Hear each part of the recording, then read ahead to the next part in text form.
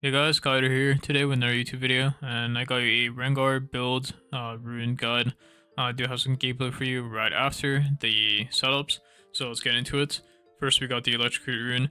You guys are probably wondering, where is Dark Harvest? I mean, Dark Harvest is not bad, but I do think this champion is better with Electrocute because you're usually killing one person most of the time. You are good at killing multiple champions, but that's only after you're really fed.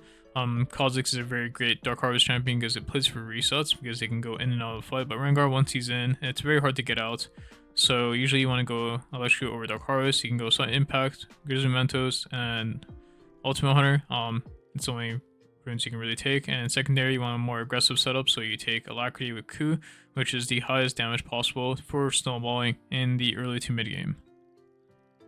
Now we have Conqueror. We also have Fleet Fork right after this. Conqueror is a very stat check rune. You really want to take this rune if you want to fight your way out in the early game and you just want the max amount of stats. Flee is also good in early game, which we'll talk about after Conquer. But yeah, you just want to run Triumph with Alacrity. You can take Coup or Cut Down. It kind of just depends which one is better.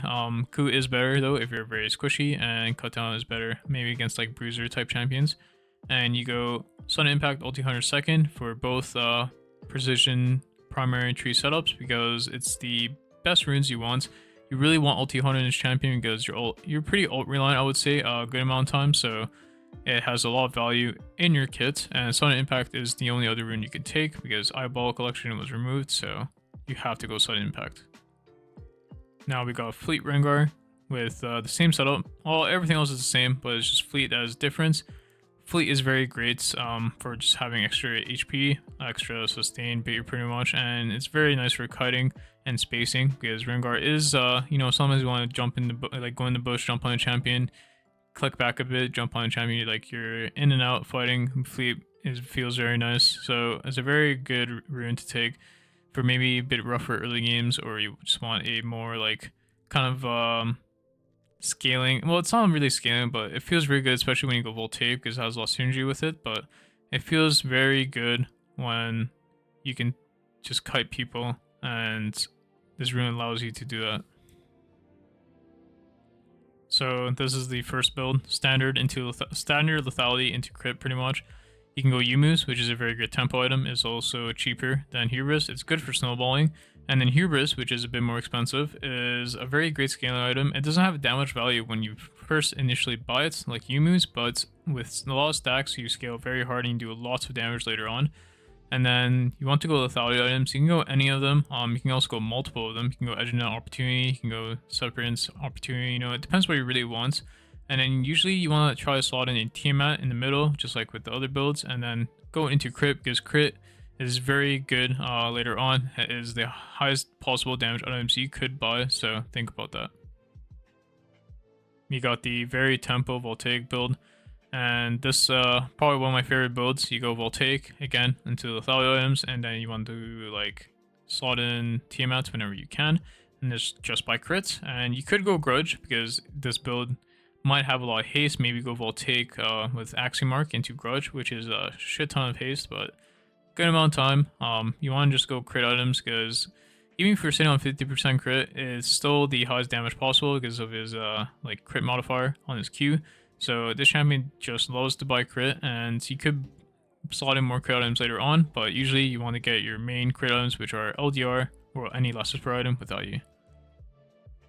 And as it says at the top, the horror build, basically you're just trying to find people and just pick them off and on the map. So you go Voltaic into Deadman's, which is very fast, very scary, and you don't really need Tiamat with this build because you want to get Deadman's as soon as possible pretty much, and then you want to slot into damage. Maybe after your 2 item you can buy Tiamat, but yeah, it's just something for you to think about. Just buy Tiamat whenever you can after 2 items, just don't do it before your Deadman's.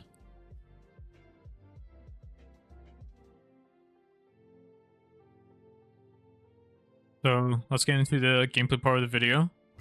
Now we're playing Rengar into Elise, which is a pretty Rengar favorite matchup. We also have the standard Fleet rune page right now with Fleet, Triumph, Alacrity, Coup, Sudden Impact, and Ulti Hunter.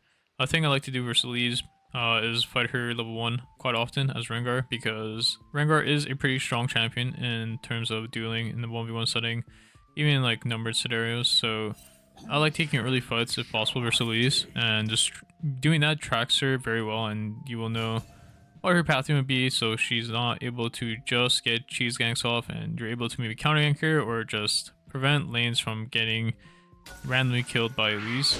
Here, there was a random ward on the red, which was good by Elise. I guess they knew we would do some type of invade, which is very weird.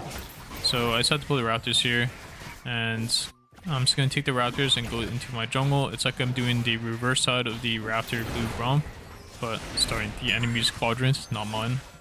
And they don't know where I started. They might have thought like, oh, maybe I went back to my top side. So it's really a flip for the enemy jungler. And the best way for them to understand what I did is if they ward my Raptors, but Zed never did, so I'm fine. Also, not clearing 2 of the small baby Raptors there. I think I'm supposed to clear 1 more. Doesn't allow me to get 3 off the Gromp, so yeah, now you know.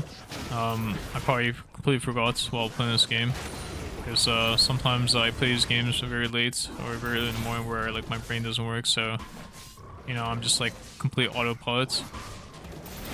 But yeah, we're gonna be doing, again, remember how I said the cheese clear, but in a very different way.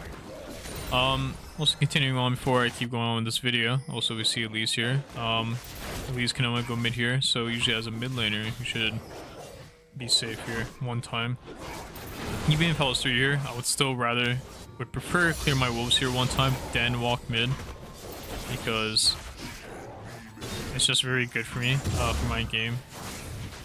And the Victor ends up dying, which is very weird. He just couldn't wait one time. Also don't know how his wave is in that bad of a spot. He shouldn't look like that, but you know, mid laners are very unique while playing the strongest role in the game in terms of carry potential. Yeah, he shows the mid laner and you hear me say, I'll be like, no, the role's so weak. Yeah, nice cap, but Chungus, their role is so OP. It's not even funny. And here, I tried to look bot here because I do have an armored bot for some reason, so, you know, maybe I want to try to make something happen with him. And now Elise has 2 kills, which, you know, it is who it is, but, like, we're farming very well, and it doesn't mean the game's over just because a champion gets 2 kills like that, especially a champion that doesn't scale that hard. I mean, Elise does do a lot of damage with the right items, but it's a champion that, like, doesn't necessarily is known for scaling, you know? She does, like, fall off in the mid-game, late game. And Rengar only just scales more and more, so it's just a complete champion, just how the champions work. Alright, I don't know what my Iron did there, but it is what it is. And we're playing for Crab here, and I'm pretty sure I'll just cross through mid and just force a Raptor respawn, or Raptor fights, because I'm very strong here, with Fleet Fork, and I'm level 4, and Elise should be level 3 right now. I don't think, if they're 4, they just barely hit 4. So I see Zed use W here, so I decided to go for this gank and just straight up burn a flash on him. And he decided to flash away, which is fine. And I ward here and I just played a recall. But then, you know, Elise decides to hit me. And he is 4, but the thing is, this fight is not bad for me because Zed has no CDs. And remember, I'm very strong, I have fleets, so it's not easy for Zed to really take part of this fight. Honestly, kind of lucky that my Victor lived there. Pretty sure I should have focused the Zed over the Elise, but you know, getting the Elise kill feels really good. And then I get the Wrath respawn, and now the game is just over. And you guys probably think, wait, it's so flipped that he took that fight. Well, the thing is, Zed already burned C's, and he was already half HP. And the way I use my abilities, like, they're still going to be up for the next fight, because I use my abilities slowly, so my cooldowns are ticking down. I didn't just use it right away to where I have a big downtime. So my downtime was very small. So it's like, that's why I was so confident in the fight. And I know my champion is just stronger than Elise. Like, I'm full early game stats. Like, Fleet and Conquer early game is very OP on Rengar. Just because, like, my champion out there will stat check you or, like, cut you very well. And the extra HP I get is very nice. And we're opting into Voltaic, one of my favorite items to buy in general for assassins. An item I always built in Korea, especially when I played Rengar, because this item has so much damage. It has 100 extra physical damage, which is insane, and a 99% slow, which is so good for assassins.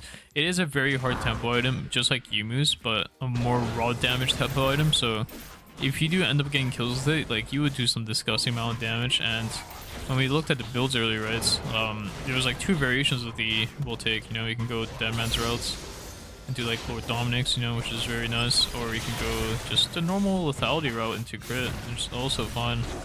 Yeah, I don't know what these 2 goons are doing, but like they're just inting, and then I think Elise is like tilted or something. Completely forgot what my champ does, and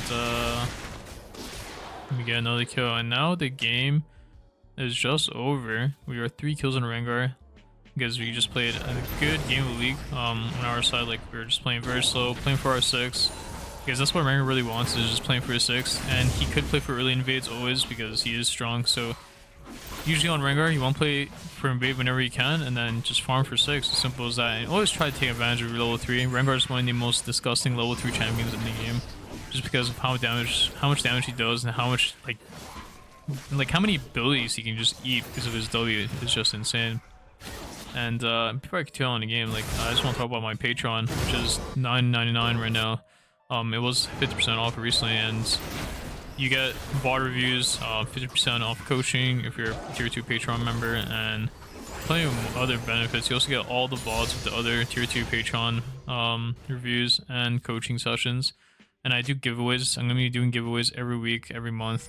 Just giving away coaching sessions, RP, the VOD reviews, etc. So if you guys want to check that out, please check out the link down in the description below, and you know, hope to see some of you guys there. Maybe get you into the way of knowing how to print LP. I mean, here we're just looking at that top, you know, while I'm talking about the Patreon, because I have Volibear into Darius. Well, just Volibear in general is just a very OP diving champion, and now we're just hitting the tower because our champs are very good at hitting the tower. Volibear fully stacked his passive, and my Rengar actually is a very OP split pusher.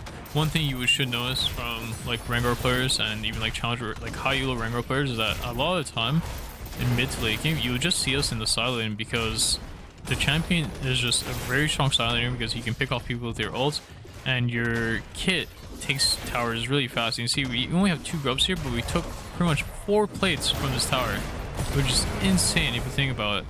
That tower was pretty much full HP, and we just took the full tower just because of our champions.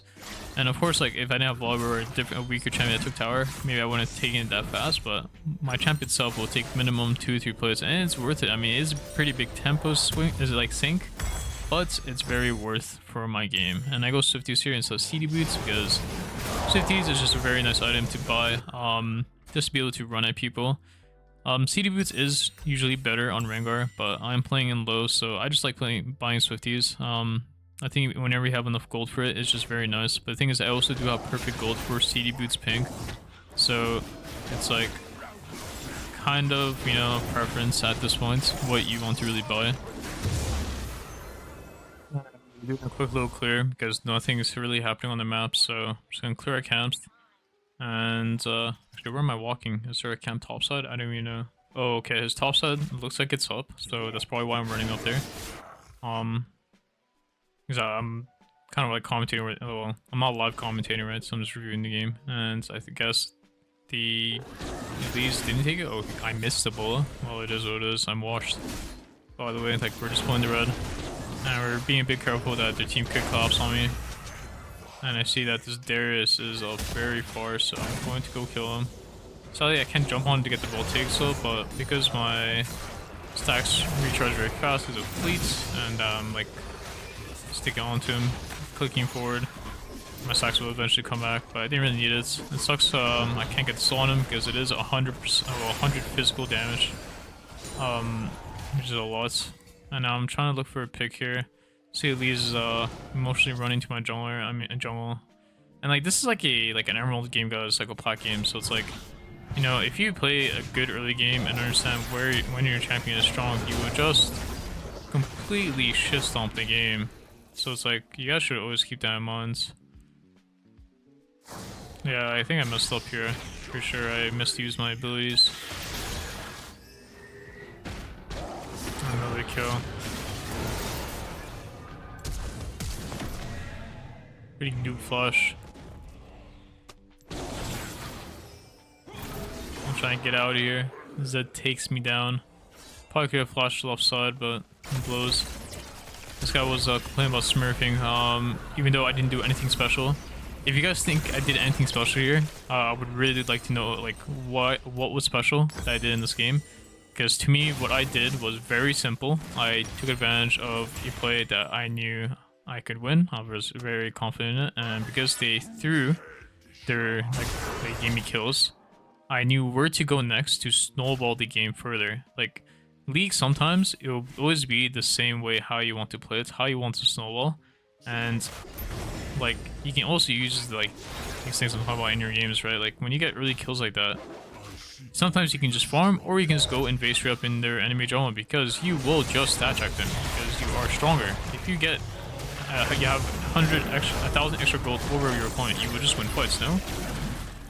So it's like something that people don't really think about is that you think, oh, like I must farm my camps. Oh, I must full clear here because all my camps are spawning. No, that's not really true. You can just go and invade the enemy jungle, especially if you know you have tempo on them. If you know you can invade one side and kill them on that side, you should do it, right? Of course, sometimes things that restrict you are like, let's say you're down tempo, so you actually can't do it. It's on, you won't get through in time, or like let's say a laner can protect them, right? Things like that, like yeah, that happens. Don't get me wrong, like, but if you can't do that, which you can tell by looking at the map, looking at what's going on in the lanes, understanding matchups a bit more, which is very, very, very valuable as a jungler, understanding matchups. You will be able to recreate what I do in these games. Because I know like the games where it's like, oh, if they were a challenger player, they wouldn't be able to pull this off or play the fight like this, but in this type of game, I don't think I did anything special to snowball the game. They simply messed up and I took advantage of it, and that is how carry jungles should work. It's usually playing carry versus carry matchups, and at least you can consider it as a carry in some sort of way.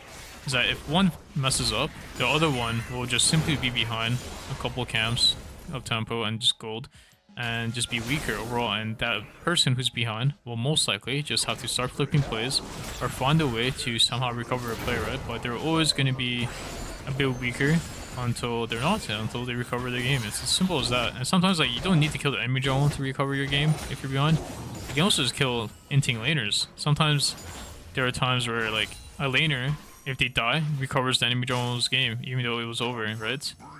Sometimes the enemy jungle's game can just be over and laner dies for fun when they shouldn't. I bet you've seen challenger streams like that where they die for fun and their game is just back, right? But like their game was over if they didn't get that play, you know? So it's like things like that people don't think about. Also, I think this streak was worse, so we died here, which blows. The two, well, this is what I'm talking about, where let's say the enemy messes up, and now what? Elise's game is recovered. Wow, it's crazy how that works, guys. It's crazy how that works. And my volleyball is BMing, he's having the time of his life. This is what happens when you try to be proactive as a jungler. Something I like to teach in my Patreon especially. You don't always need to farm your camps. When there are specific times where you can just GG a laner's game, like how I did with this Darius, you just straight up have a winning lane, right? And sometimes, yeah, sometimes the winning laner might just underperform, but like you shouldn't think of it like that. Just think about what is the best play for you. And because I remember, like, I wasn't farming, right? So when I did the top play, I still was able to get a full tower of gold. So that means I still benefited in some way, which is really good for me, right? And I ended up having my full item after that play. So, like, it just needs to benefit you while you do these plays. Sometimes it might not always be the case, but most of the times in solo queue, it'll be good for you. So, I'm looking to do something here. And yeah, I have the Tiamat here. It's really good to sell in Tiamats as a Rengar, because the active is very OP. And it's something I do say to do in your builds, is to just slot in a Tiamat. Try and kill this little bro, the rush, with the Iron. If you guys want me to make a Rengar Arven video, let me know. I could get a friend of mine to play the Arven for me, and then I can show you some Rengar Arven gameplay. Maybe you want to play with a duo, and I can show you things you guys can do as Rengar Arven, like pros and cons, and like the amount of plays, or like game plans, you know, etc. If you guys want that kind of video, you know, let me know down in the comments below. But yeah, Rengar Arven's pretty strong combo, I would say. Especially when they don't have champions that have very high damage, very high percent health damage. Usually meta champions, the top tier meta champions all have like armor shred in their kits or like health percent damage. Like Varus, you know, Vi has some like shred, or like Jarvan, you know. Like some of these meta champions are very annoying to play against. I mean, the thing is, you don't mind playing against Jarvan because the matchup isn't that oppressive, but you know, some jungle matchups, meta champs are like just annoying to play against. Now we're just doing a quick little clear, and then we're gonna go do the grubs. We have opportunity. Opportunity, not a bad item. It's a very greedy item, I would say. But it's not like the greatest item to buy. It is very good on Rengar though, compared to like champion like Kha'zix, because you're a champion that kind of just goes in, and sometimes like you just die for the kill, or like you can escape using opportunity. That's why this item is like not that bad. Yeah, I don't know what Blood is doing here, but he's dead. He's dead. And leashing the wave forward, little bro. Victor. Going to the tower now. Tanking, so we walk out. Walber's going a bit crazy. But I'm playing a bit careful because I think Zed has his eye on me. There'll be the damage he did to me. Now I'm cutting out. See that Lee's is behind me, and I decide to go forward. Waiting for a push from my Ivern. I do have fleas, so I'm fine. See Lee's flash on me. Going to the bush. Use the bushes to get loss of vision for the enemy team, and then eventually get taken down by the enemy team. And that is just Rengar Ivern things. Thing is, when you do play a Rengar Ivern, usually you want to go like Bruiser, like Eclipse, Sundered Sky, Visage, you know, like kind of like a Jarvan build on Rengar. Like I could have went Bruiser this game, but usually, I mean, I just want to play the Lethality game because it's just fun. But yeah, that's like the power of opportunity and just playing with loss of vision there. You can just do small little outplays like that, where they just don't see you. I didn't need to die at the end, but you know, sometimes you just got that jumping syndrome. You just need to go back and forth, jump in. We're very strong right now. We're gonna have our Edge Knight soon, and after our like Edge Knight, if this game did last long enough, because it will end in the next minutes, I'd probably buy Phosphorus per item, and then look to finish my teammates, which is the Profane. And then maybe Selfless for IE. That's probably would be my build trajectory this game. That's just hooking me, and I need to play a bit slow, waiting for a push. And you see, I'm just waiting for a push. My Bola went to Narnia there. Don't know what happened there. Got another kill. We're gonna jump over this wall. A lot of interesting jump angles that Rengar has here. Rengar, well, if Darius walked here, I could jump on him. And I think I was pinging my Ivern that he messed up the bush. And Walber for some reason ulted that tower. I don't know why he did, but it's okay. But yeah, it looks like the game's gonna end soon. I see in the recording, but pretty simple game. Like the game just feels hard for Elise to play because once you know where she is, and every ult gets value, which my ult did, you would just take over the game. Just killing the Jinx. Very annoying for the Jinx to play into Ivern. And you see we're just jumping around. Very balanced.